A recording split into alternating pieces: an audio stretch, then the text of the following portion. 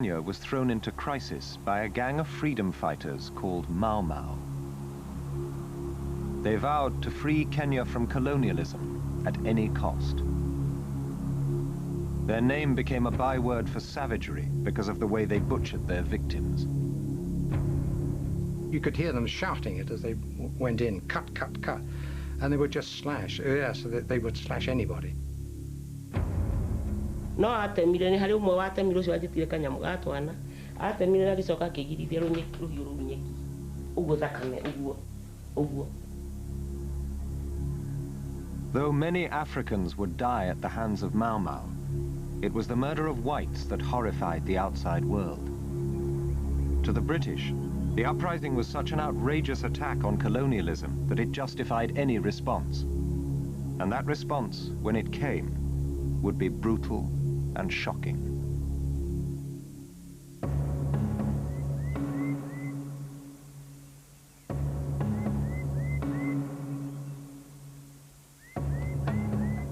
In the early 1950s, Kenya shone out as one of the last jewels in Britain's colonial crown. The European settlers farmed Kenya's richest soil in an area that had become known as the White Highlands. Over 2 generations, they had built themselves a life of luxury. It seemed as if the good life would go on forever. The white settlers lived the English-style life. They had their farms. They had lots of servants serving at table. It all appeared to be terribly rich, terribly posh, and absolutely remote from the life of the ordinary African.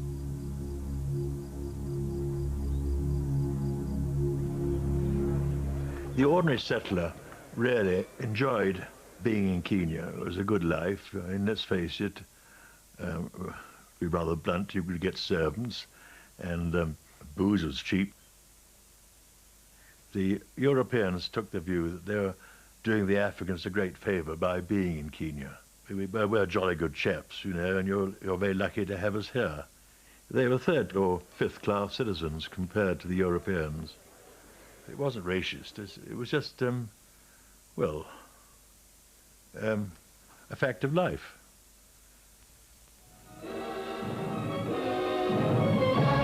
Britain has brought much good to Kenya. Her standards of living are growing still higher as more of her people learn the lessons that the white man has to teach.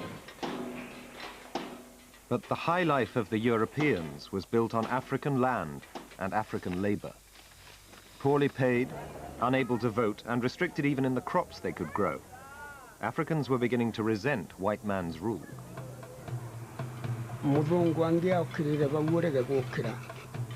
Wene kuburu ongeburwa ni muzungu ucio nonge muringa wicokerio muringi akuringite no aringa bwana oguo we no wobwenjera nundu akuringa bwana na tikwora na abare ciake kana murayo ndo umwe nake riu ni kuona mundu wothe mutuni ogaukira no kerugamia wega nundu ni bwana na riria mundu mwiru aboragwo na njira teo riria kuringwa ni kwinyite tuaga agua kauga ndio bwana na ni kuburwa araburwa ndukona iyo yaita kunikuo ocio niguo tuonaga ocio no kombo tari mwega.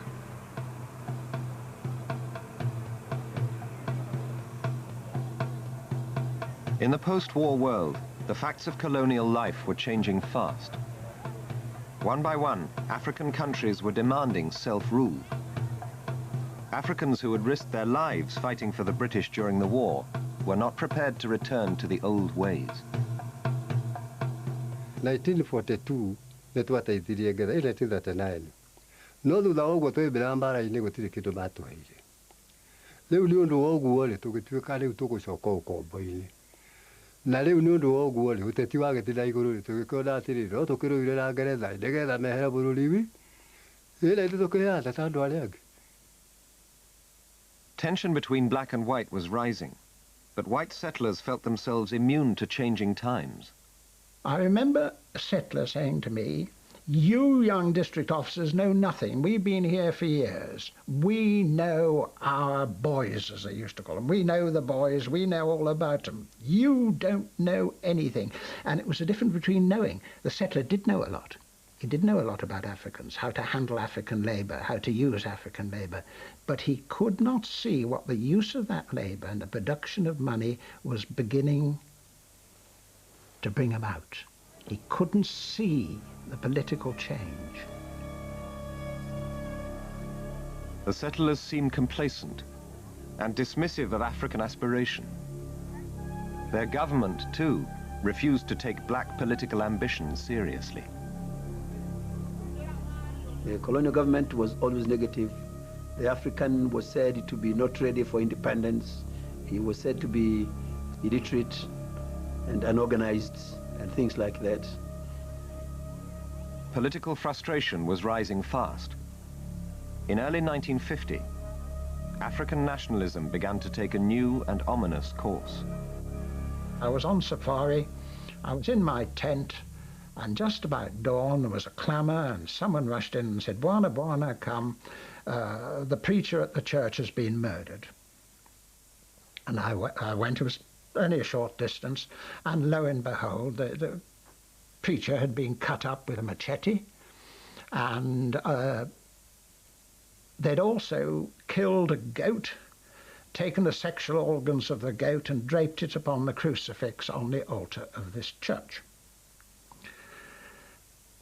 A very nasty business indeed. That was the very first death that I saw. And then more and more came along. Rumours began to circulate about a secret society that had formed amongst the Kikuyu. 1/5 of the population, they were Kenya's largest tribe. This mysterious organization called itself the Land Freedom Army. It was forcing Kikuyu to swear an oath to take back the land the white man had stolen. Any African who refused the oath or remained loyal to the colonialists was likely to be brutally murdered. This secret society soon acquired a new name, though no one knew where from. It was called Mau Mau. Some of the missionaries started to get a bit uneasy, and the chiefs also started to get uneasy, and they said, "Do you know, a few people have disappeared, and so-and-so was murdered the other night." And we got more and more reports of deaths. And then, when we tried to make general inquiries for the first time, we got a slowing down in information. Unease turned to fear when on the 7th of October 1952, a staunch British loyalist, Chief Waruhu, was shot by the Mau Mau in broad daylight. The assassination was seen as a declaration of war by the terrorists. Mau Mau was emerging as the first violent threat to British colonial authority in post-war Africa. The government moved fast to stamp it out. 2 weeks later, on the 20th of October, the colony's governor, Sir Evelyn Baring, declared a state of emergency. Within days, Kenya, Britain's beloved colonial jewel, was at war with its own subjects.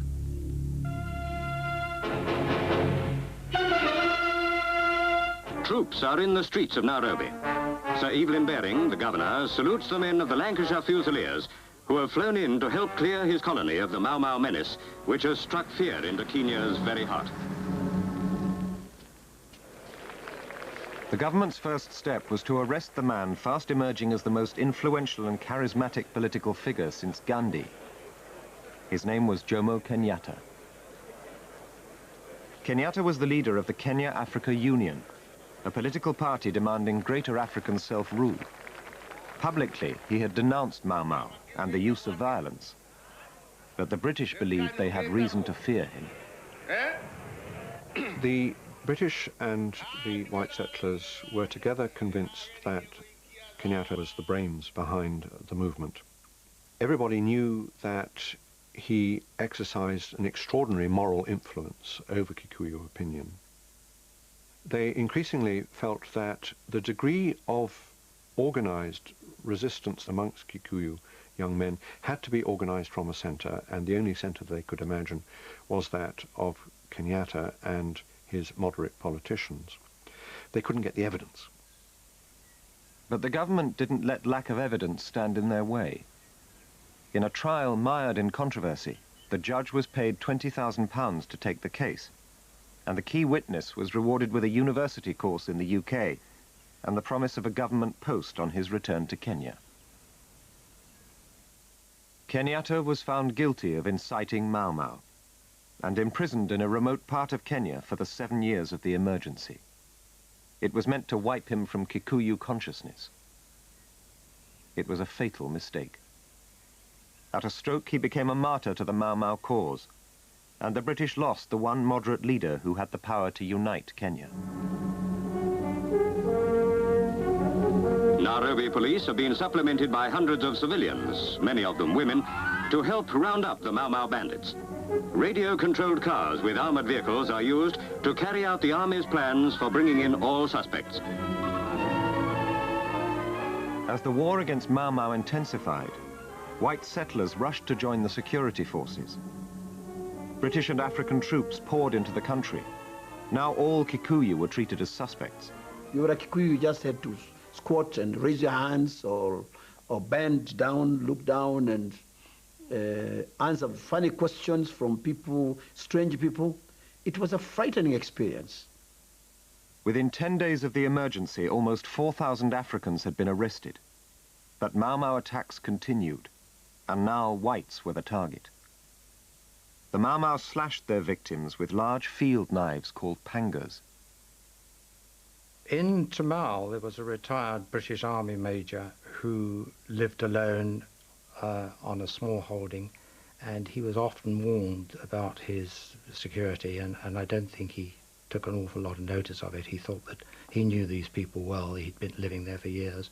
And of course, one night he left his door open, and his cook or somebody else in his employ let a gang in, and they pangered him to death, and he was just lying there in the living room, absolutely slaughtered. As fear spread through the white community, settlers began arming themselves. I had a Sten gun with 2 barrels taped together and a 4.5 revolver, and I slept in my clothes with gym shoes on, and I had a plan if the house was broken into what I should do. The settlers' worst fear was an attack in the night by their own Kikuyu servants who had taken the Mau Mau oath. Isolated farms were in the greatest danger. Several of the murders which took place in isolated European homes took place in the evening.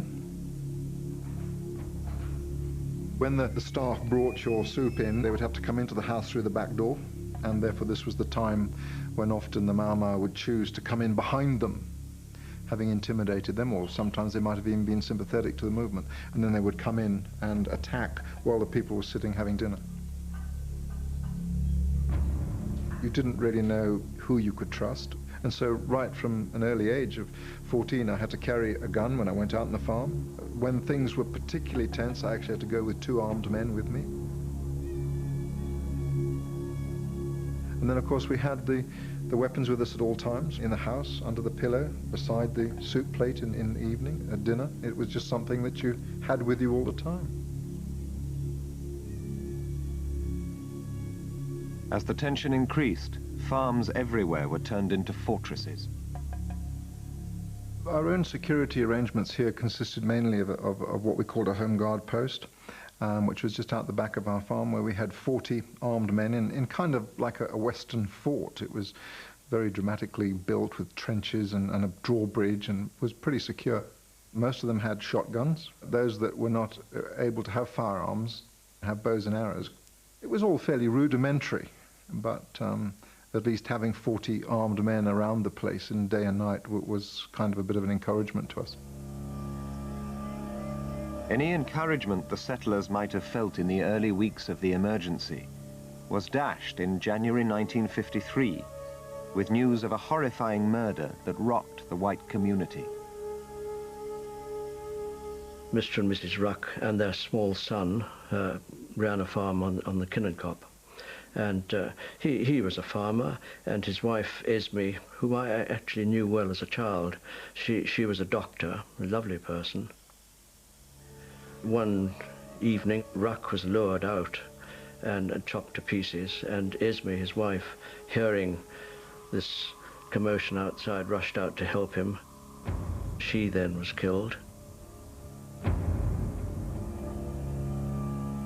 The little boy who'd hidden up in a bedroom in a cupboard was sought out and cut to pieces himself.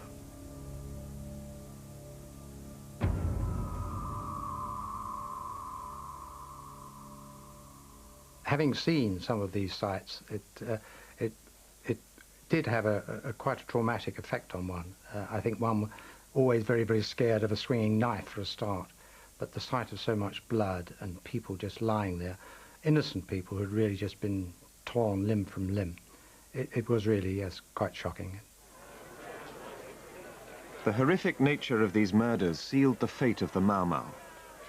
Angry settlers stormed Government House, demanding stronger action. The deaths were brutal, but in truth, during the whole emergency, more white settlers would die on the roads than at the hands of the terrorists. Yet this didn't stop the war against Mau Mau, turning into one of the bloodiest horror stories of the British Empire.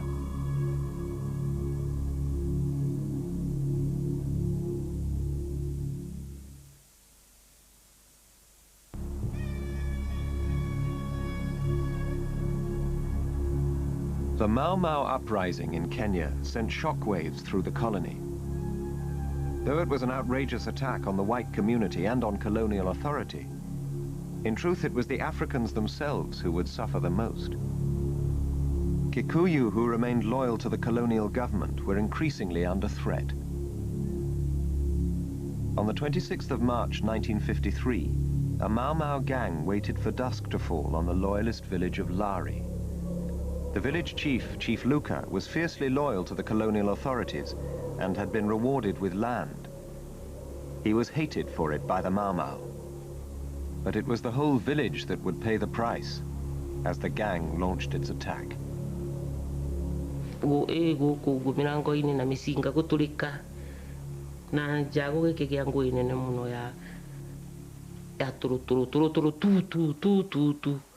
Luona mundu hari agakira murwo niki no ndungihota kuma tondu gutonya kuria matonye hindi marahura ni maracina ni nyumba yakwa ni yakiheire tugigeitikirwo na mwana wakwa tugikeitikirwo ni murari wa kuma ni muthandi cia maguti kuma na iguru ngiona riwa na rithu ndumuigirie ni gwakana ona wari maturatu na inegene ria riuma kuo ri gutiri ona misigere kuhuragwo ri gutiri ni kirire biu ngiuma ngigira gatagati ka nyumba eno na eno yakwa ngithii guikuruka uguo ri ithe andu me haria hau niho moragire muthuri mamurutite nyumba magithie riu ngikinya ta haria uguo koigwa-ini gaka ri ngigua merana atiriri kau kangi tiniai maguru ngigikorwo ningi ona haria maroi magathiururika meguturite nikio ndiciragia niho rukari na tondu ni ndakirwo no horagirwo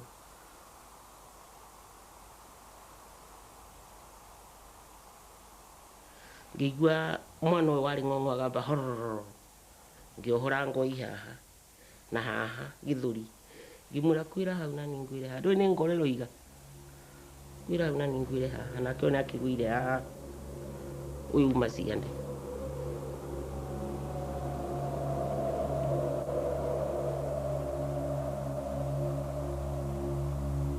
To the Mau Mau, Lari was a fight about loyalty and land.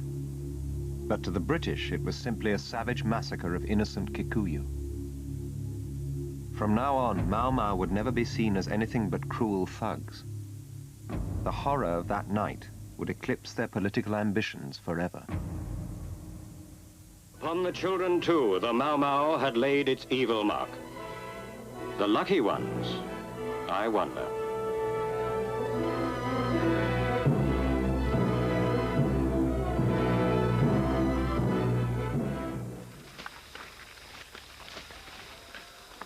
The Mau Mau's bloodthirsty reputation began to obsess the British imagination.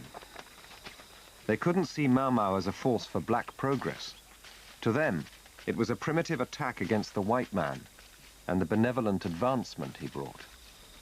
They saw the savagery as partly a welling up of an old, unreconstructed Africa, which had not yet received sufficient colonial enlightenment and discipline, and which in a sense proved that colonialism still had a job to do. To the British, the oaths of allegiance that new recruits would swear were conclusive evidence of Mau Mau's primitive nature. Initiates would be bound to the oath through rituals using symbols of importance in Kikuyu culture, such as goat's meat and blood. Twanyunyaga muma, kana nanyure muma, tukiwa tutigetekera muthungu atuike ni agutura atwathaga. Kaba tukue tuthire kugatigara mundu umwe uria ungi ugatigwa ari wegari.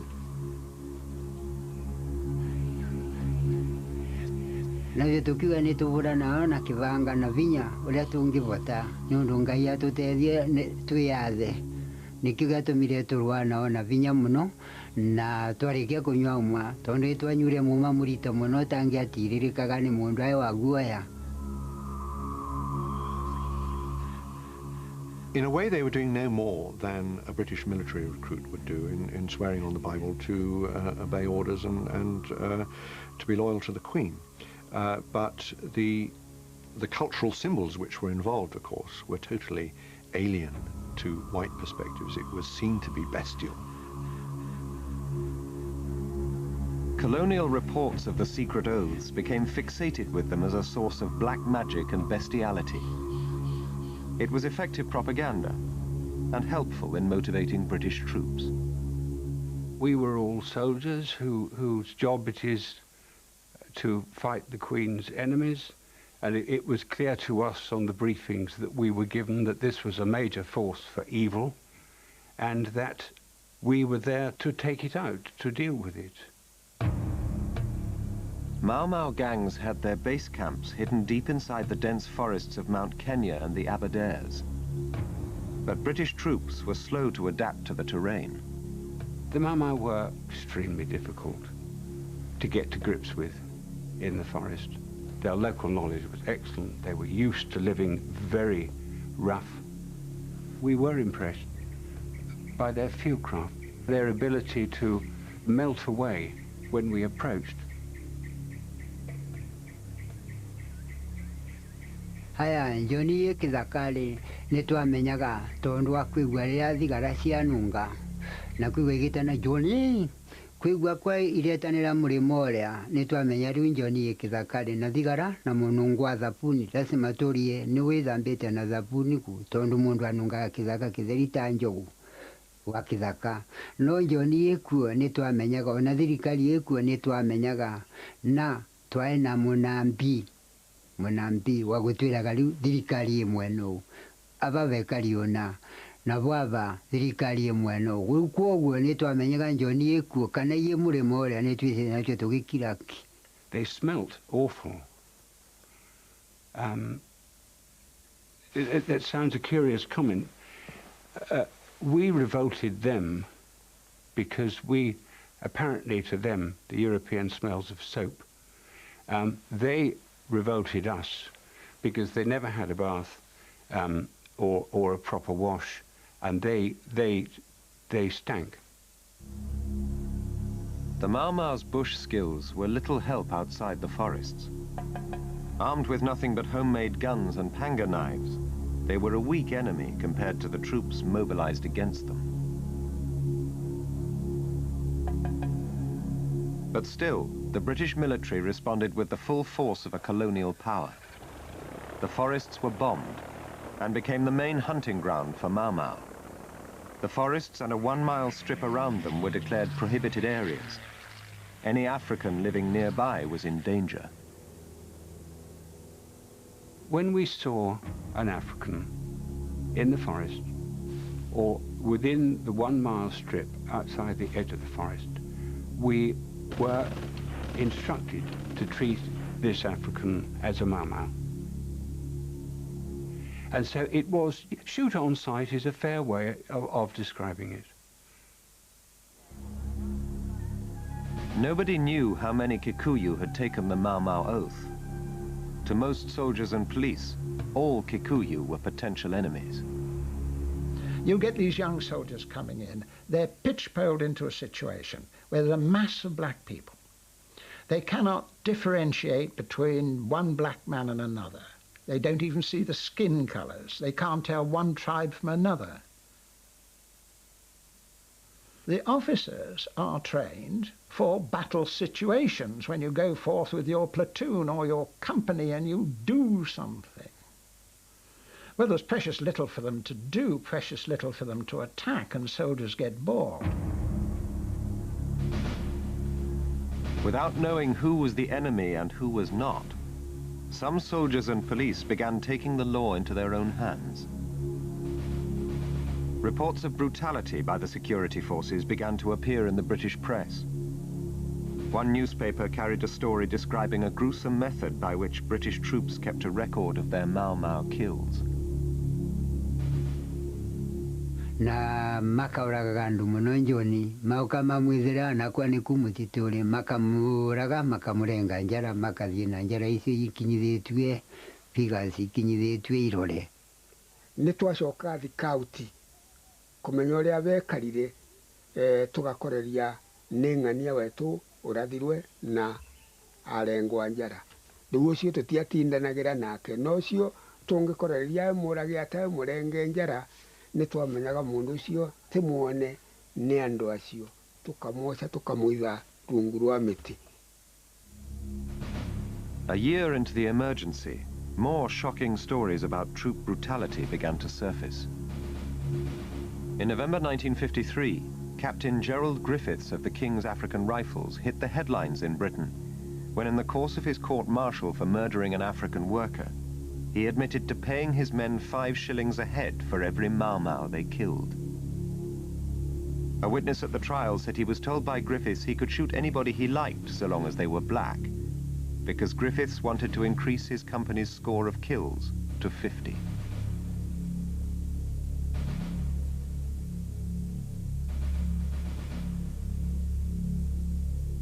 Certainly, my own regiment, for example, when we got going, the commanding officer offered a cash prize to the first patrol to kill a Mau Mau.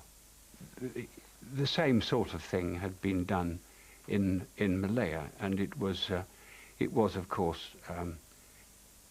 an incentive. The practice was written up in the regimental records, and the story soon found its way to the House of Commons and the British press. I was sent home on a course about halfway through our time in Kenya, and I was at home in Teignmouth in Devon, and about the time I was there was a great headline in the newspaper: "Is your son in the Devons? If so, is he a murderer?" And people who I thought were really good old friends were distinctly chilly with me. The British military commander-in-chief, General George Erskine, was appalled by what he called the breach of discipline among the forces. He sent round a stern memo, warning them to clean up their act. I think probably going into the forest and shooting natives of what to an extent was a host country was a little bit offside. But the real battle against Mau Mau was not fought in the forests. It was a struggle for hearts and minds. In late 1953, the British began a new campaign to cut the Mau Mau off from their supporters. In towns and villages, Kikuyu were rounded up by the government and divided into loyal and disloyal. The first target was Nairobi, believed to be the center of Mau Mau organization.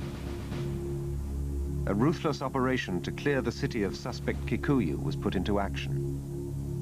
It was called Operation Anvil. You woke up in the morning and the whole estate was kind of surrounded by soldiers with guns, and people were herded to small areas without knowing what is happening. They were not guilty of anything. They just had to be taken away and removed. Whether you were innocent or not, you had to go. By the end of Operation Anvil, more than 30,000 Kikuyu had been swept out of the city and sent to holding camps, regardless of their allegiance.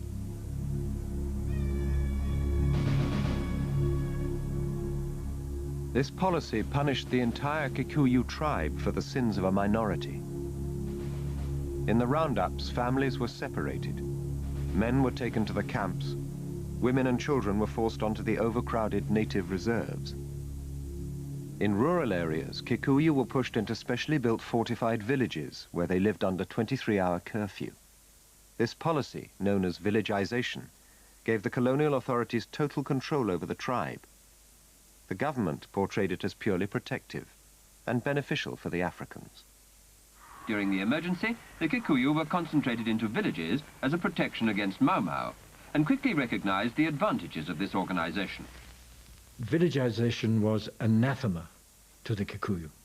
The Kikuyu live on farms, they love their land, and to push them into a village was to destroy a whole part of their culture.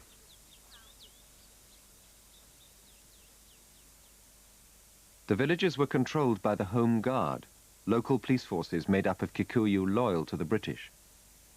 Divide and rule of the tribe became an effective weapon in the campaign.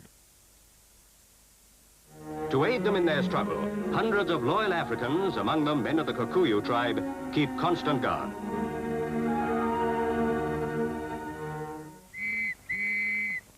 As the British government continued its technique of reward and punishment, the Kikuyu tribe was split. Loyalists paid a higher and higher price for their allegiance. Nikoraga twauragaga na riri na niwe gucaga tukiwe gukirwo ati Mau Mau ni njuku muno tondu iraruraga mundu igacoka igatura migwanja ikathii igacuria umwe na kwire uria wingi igacuria na kuria. Gitumi kia mundu ucio wa loyo aitwe twaitaga tumwite ithuĩ tumwite twamwitaga nĩ ũndũ mundu ucio niwe utarenda wiathi wetu uria turetia tondu twaya nyumuma ati tungikona munyakeru ni kunyonga kwoguo twamaitaga nĩ ũndũ wa kuthi kumbura thiri tondu ni acoka twamurekereria athi aturetere engi muno maukega kuremethera muraia methere wingi uciarive na indo itabwe nyingi muno ucio twaitaga gwita uguo twekaga. The Mau Mau had earned their reputation for violence, but in the face of such determined rebellion, it was the British who would finally take the brutality one step too far.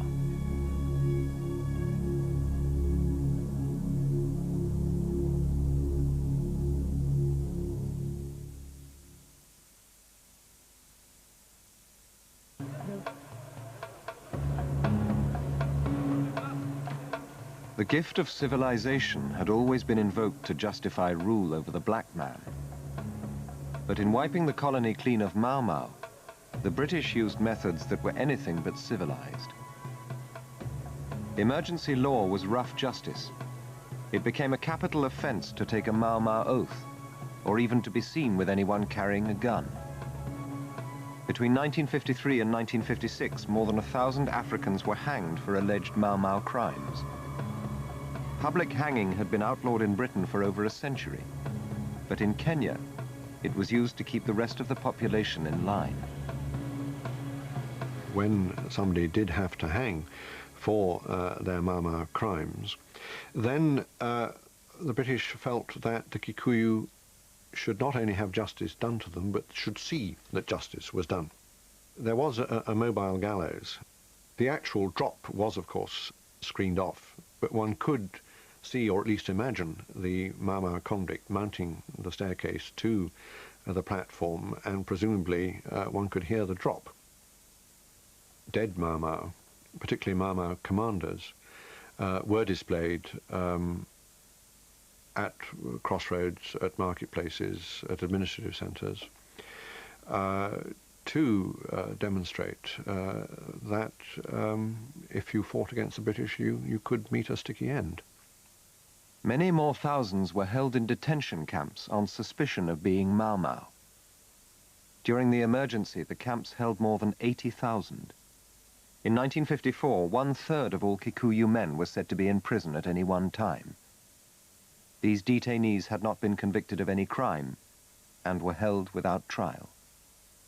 The government was still obsessed with the power of the Mau Mau oath. They believed that any Kikuyu still bound by it would be a danger to the stability of the colony. Every prisoner had to denounce the oath and submit to a cleansing ceremony. A lot of pressure was put on me and other people to confess the oath, which of course we denied. It was very dehumanizing. You were made to feel you were nothing. You being whipped and kind of walking, you made to run on your knees, literally. You had to crawl until you sweat. Then you were made to stand for sometimes overnight under very heavy light. You had to be pushed and knocked around and frightened in so much that people had even to admit what was not true. By 1956, the camps held 20,000 detainees who still refused to confess that they had taken an oath. As a fighting force, Mau Mau had been defeated, but the logjam of suspects meant that the emergency could not be brought to an end. London demanded that some way be found to speed up the process of cleansing detainees of their oaths. The way that it found was, if you beat them up enough, then they'll confess an oath. So what you do is you beat them up and then you give them a bit of paper and a piece of pencil and say, confess, I took it, I took it, I took it. You are now a human being again. I think sort of Christianity had been tried and hadn't succeeded with them. And they needed a sort of moral compulsion, I don't know how one else could put it really, to confess their oaths. The Mwea camps held 5,000 detainees who were refusing to confess the oath and submit to the rehabilitation process. I was told that I was going to be posted to take over the rehabilitation at the Mwea camps. So I said, no, I don't want to do this. And I was then told, you can't say no in a service, you have to, at the very least, go and look at it. So I went to go and have a look at it. There I met Superintendent Cowan. John Cowan was head of the Mwea detention camps. He developed an effective method of extracting confessions. In one of my camps, there was a small faction of Mau Mau detainees who were difficult, and there was a procedure which was implemented there which was successful. It was a very sort of embryonic procedure. We had to coerce them into confessing. We used a little bit of force on them. They were surrounded by elders and by other detainees, all pleading with them to confess, shouting at them. It's difficult for them to resist. It was pressure, really. And they did confess in the end. Superintendent Cowan explained to me in great detail what he did. And he told me that my fears were totally groundless because all it was just like a good rugger scrum. There might have been hand slapping, possibly an odd fist or two here and there, but no more than that. I never saw a man, in all the time I was there, having had force perpetrated on him, in any worse condition than an amateur boxer getting out of a ring. Cowan's method, using what was called compelling force, proved very successful at eliciting confessions. He was asked to write a report on how to deal with a group of hardcore detainees held at a camp called Hola. Now violence was enshrined as official policy. It was here, at Hola, that the government's brutality would finally bring the crisis to a tragic end. The Hola prisoners refused to confess the oath or to perform manual labor. They declared themselves political prisoners.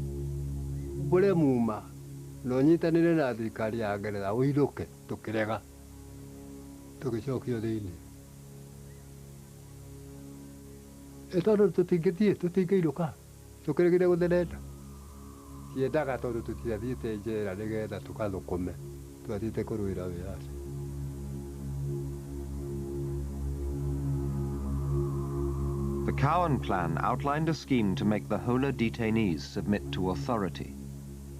The first thing was to get them to obey work orders. Envisaged a possibility that the detainees wouldn't immediately prove amenable to work, and that if they didn't, they should be, in the phrase, manhandled to the site of work and forced to carry out the task. We thought that compelling force might have to be used. We might have to make them. But they weren't being violent, were they? They were simply refusing No, they to weren't. work. They weren't being violent, but they were being very insolent, and their whole demeanour was one of sort of insolence and arrogance, and they weren't. No one was going to do anything with them at all. On the 3rd of March 1959, the camp commandant put Cowan's plan into action. 85 prisoners were marched out to a site and ordered to work.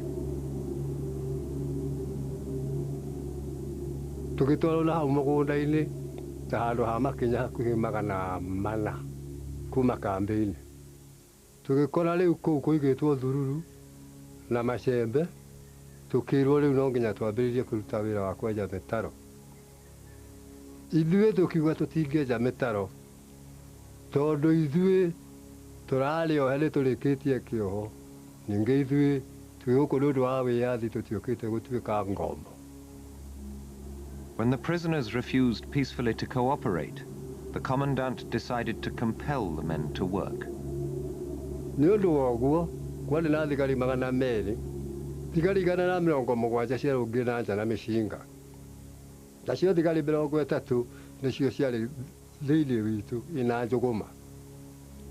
Muzungu uria wari kuo akihuha biriri ni undu wa uguo ithuĩ twakiambĩrĩirie kũhũrwo na njũgũma tũgĩkĩhũrwo kĩwanja gĩothe wa kĩona kĩu kĩa Hola no rũkũngũ rũtheri rũrombũka twahũrirwo kuma thaa icio 2 nginya thaa 5:30 rĩu mũgakĩhũragwo na thimbu tondũ mũthigari ekũgucia rĩu mũndũ ũmwe kana erĩ agatwara harĩa ku no niĩ nĩ ũndũ wa mũnyaka ndatigirwo magũrũ nja na moko kũu nĩkuo kwahũrirwo nĩ ũndũ arĩa makuire arĩa twariganĩtie nĩo makĩndũgĩrĩire no arĩa tondũ no maragĩka atĩa marakĩrũa ũguo twahũragwo tũkometio thĩ rĩu tondũ ndũkĩrĩ muohe wakĩgarũrwo ũkahũrwo gũkũ wegarũrwo ũkahũrwo gũkũ. When the guards stopped, 11 men lay dead and 60 were seriously injured. The district commissioner was called to the scene. So I go up to Hola, where as far as I could see, there were quite a number of corpses on the ground. And a lot of others injured, writhing about, and a whole gaggle of people, black prison officers, prison warders, and white prison officers standing around, all not knowing what to do. I realized at once that this was political dynamite. Prison officers claimed the detainees had died drinking contaminated water from a tank. The story found its way back to London. The Labour MP Barbara Castle had been monitoring reports of British brutality throughout the Mau Mau crisis. She was sceptical when she read the first reports of Hola. A story appeared in the press that 11 Africans had died.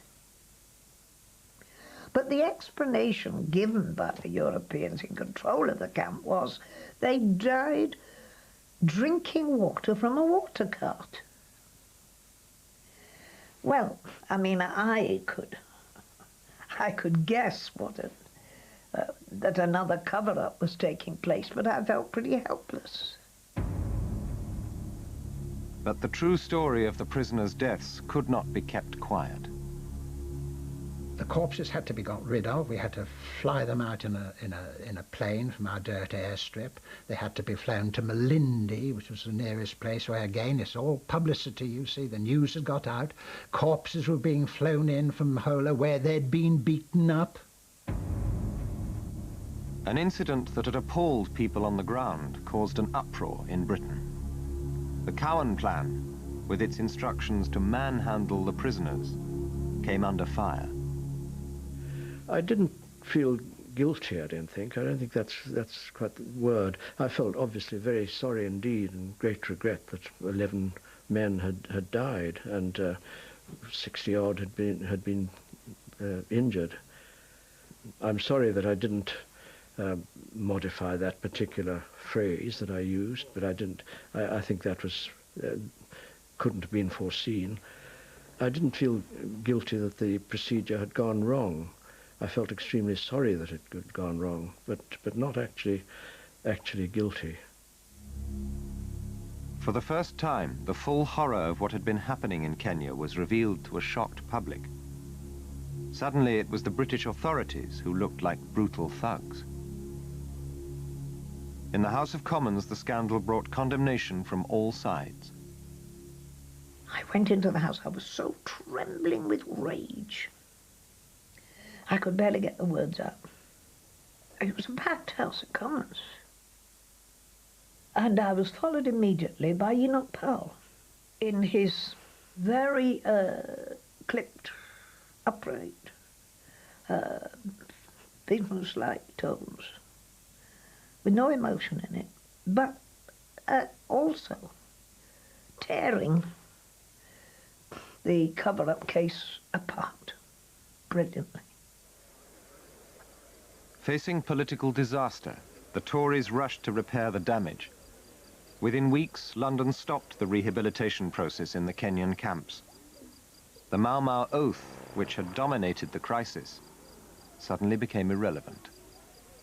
Everyone was pushed out as fast as possible, whether they'd confessed to taking an oath or not confessed to taking an oath, whether they were still human or subhuman or not human or whatever. And the move to independence via the release of Kenyatta, the leader of the Kikuyu and the leader of the movement, began to go more and more quickly. The scandal of Hola highlighted the Africans' political aspirations, but it also revealed the hypocrisy of a colonial power that tried to civilize its African subjects with brutality. They weren't animals, they weren't this, that and the other. What they were doing was fighting a political fight for their freedom, and Hola eventually gave it to them. The emergency that had cost the lives of 32 settlers and 11,500 Mau Mau was over. For Britain, Hola brought the Mau Mau crisis and her romance with Kenya to a shameful end. It's hard to believe that that could have happened under a British colonial administration, but it did. And it followed us. It was in a period of insensitivity to the fact that these Africans were human beings that were going to develop and demand the right to develop and to rule themselves. In 1963, only 4 years after the Hola massacre, Kenya was granted independence. Jomo Kenyatta, freed from prison, became the country's first president. The men and women who had been cast as savages were free to run their own country. Joining the celebrations were the last die-hard Mau Mau, who had always vowed to stay in the forests until the day Kenya was free.